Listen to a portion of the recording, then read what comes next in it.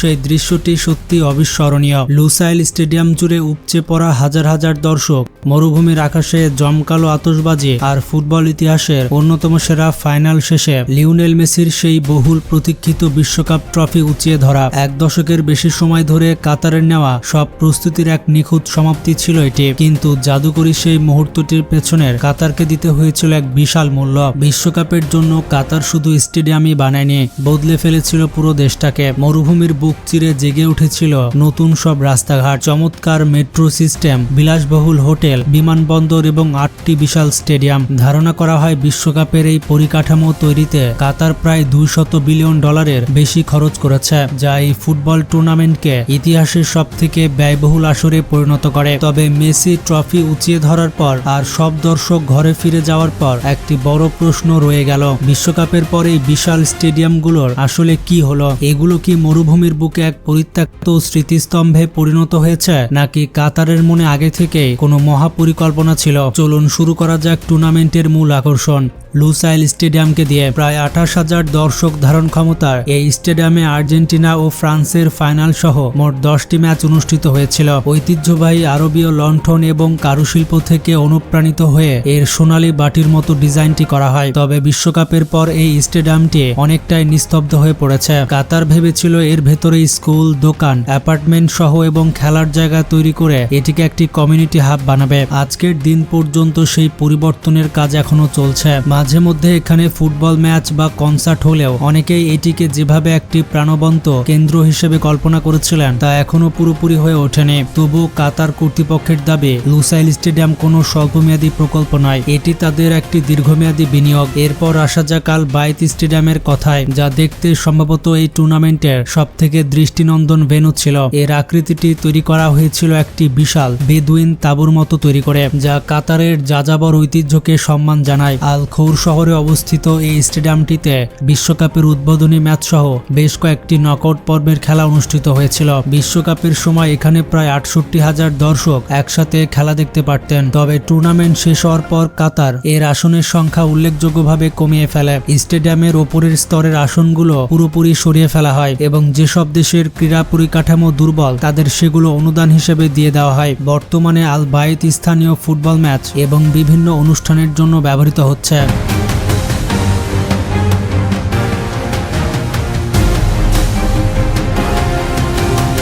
Education city স্টেডিয়ামের লক্ষ্য কিন্তু শুরু থেকে কিছুটা ভিন্ন ছিল। বিশ্ববিদ্যালয়ের ক্যাম্পাস এবং বড় বড় গবেষণা প্রতিষ্ঠানের মাঝে অবস্থিত হওয়ায় ফুটবলের পরও এর একটি ভবিষ্যৎ তৈরি করা হয়েছিল। বিশ্বকাপের সময় চমৎকার জ্যামিতিক নকশার কারণে এটিকে মরুভূমির হীরা বা ডায়মন্ড ইন দ্য ডেজার্ট নামে ডাকা হতো। টুর্নামেন্ট শেষে এই স্টেডিয়ামের প্রায় অর্ধেক আসন সরিয়ে ফেলা হয়। এরপর এটি বিশ্ববিদ্যালয়ের খেলাধুলা, সামাজিক অনুষ্ঠান এবং স্থানীয় ফুটবলের একটি মূল কেন্দ্রে পরিণত হয়। বিশ্বকাপের পর স্টেডিয়ামগুলো কিভাবে কাজে লাগানো যায় তার সবথেকে সফল এবং কার্যকর উদাহরণগুলোর একটি হচ্ছে এই এডুকেশন সিটি স্টেডিয়াম। আহমেদ বিন আলী স্টেডিয়ামটি মূলত একটি পুরনো স্টেডিয়ামের জায়গায় নতুন করে তৈরি করা হয়েছিল এবং এটি এখন কাতারের স্থানীয় ক্লাব আল রায়ানের হোম গ্রাউন্ড। বিশ্বকাপের সময় প্রায় 45,000 দর্শক ধারণ ক্ষমতার এই স্টেডিয়ামে 7টি ম্যাচ অনুষ্ঠিত হয়েছিল। টুর্নামেন্টের পরের আসন সংখ্যা কমিয়ে 21,000-এ নামিয়ে আনা হয় এবং এটি আবার স্থানীয় ফুটবলের সেবায় ফিরে যায়।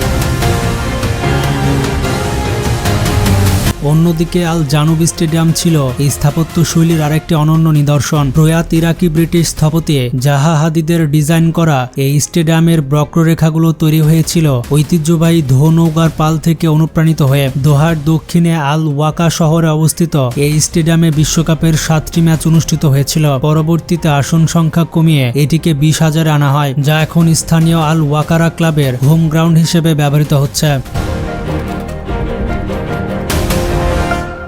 এবার আসা যাক খলিফা ইন্টারন্যাশনাল স্টেডিয়ামের কথা, যার গল্পটা কিন্তু বাকিদের চেয়ে একদম আলাদা, কারণ এটি বিশেষভাবে শুধু বিশ্বকাপের জন্য তৈরি করা হয়নি। 1976 সালে চালু হওয়া এই স্টেডিয়ামটিকে বিশ্বকাপের আগে বড় আকারে সংস্কার করা হয়েছিল। যেহেতু এটি আগে থেকে কাতারের জাতীয় স্টেডিয়াম ছিল, তাই বিশ্বকাপের পরও এখানে বড় বড় ক্রীড়া ইভেন্ট আয়োজন করা খুব সহজ হয়েছে।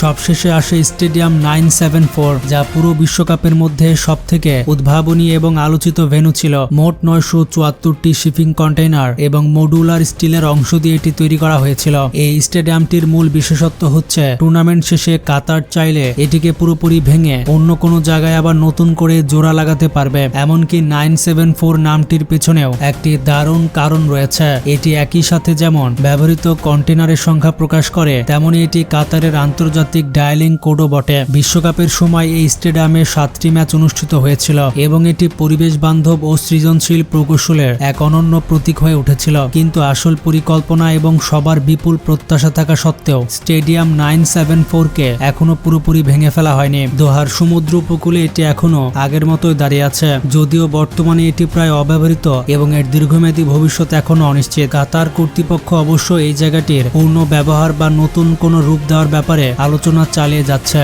তবে আপাতত স্টেডিয়াম 974 কাতার 2022 বিশ্বকাপে সবথেকে আকর্ষণীয় এবং রহস্যময় একটি স্মৃতি হয়ে রয়ে গেছে।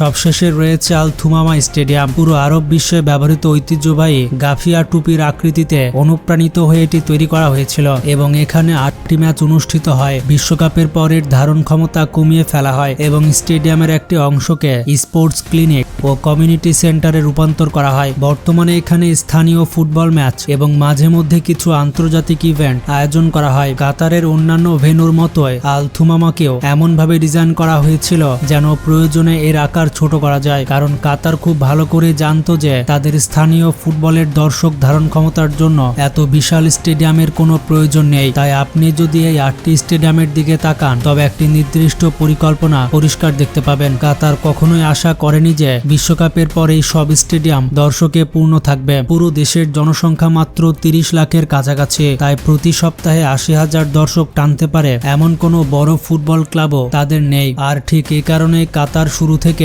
পরিকল্পনা করছিল যে বিশ্বকাপের পর তারা আসন সংখ্যা কমিয়ে ফেলবে, ভেন্যুগুলোকে অন্য কাজে ব্যবহার করবে অথবা কোনোটি পুরোপুরি ভেঙে ফেলবে। কিন্তু এই পরিকল্পনা আরেকটি বড় প্রশ্ন তোলে, তাহলে কাতার আসলে কেন এই বিশ্বকাপ আয়োজন করেছিল? এর উত্তরটি শুধু ফুটবলের গণ্ডির মধ্যে সীমাবদ্ধ নয়। কাতারের জন্য এই বিশ্বকাপ ছিল মূলত তাদের সম্মান এবং পরিচিতির লড়াই। এটি ছিল পুরো বিশ্বের কাছে নিজেদের নতুনভাবে চেনানোর একটি বড় মাধ্যম। গত কয়েক দশক ধরে কাতার মূলত প্রাকৃতিক গ্যাসের সমৃদ্ধ পারস্য উপসাগরের একটি ছোট দেশ হিসেবে পরিচিত ছিল। পৃথিবীর সবথেকে বড় ক্রীড়া উৎসব আয়োজন করে কাতার নিজেদের ভাবমূর্তি অন্য এক উচ্চতায় নিয়ে যেতে চেয়েছিল, যা ব্যবসা, পর্যটন, খেলাধুলা ও কূটনীতির এক বিশ্বব্যাপী কেন্দ্র হবে। তবে সমালোচকদের মতে কাতারের এই কৌশলের একটি বিশেষ নাম আছে, আর তা হচ্ছে স্পোর্টস ওয়াশিং। তাদের যুক্তি হচ্ছে বিভিন্ন দেশ তাদের আন্তর্জাতিক ভাবমূর্তি বাড়াতে এবং মানবাধিকার বা শ্রমিক অধিকারের মতো বিতর্কিত বিষয়গুলো থেকে বিশ্বের চোখ সরাতে এই ধরনের বড় ক্রীড়া ইভেন্ট ব্যবহার করে। বিশ্বকাপ শুরুর আগে এবং টুর্নামেন্ট চলাকালীন সময়ে কাতারকে তীব্র সমালোচনার মুখোমুখি হতে হয়েছিল,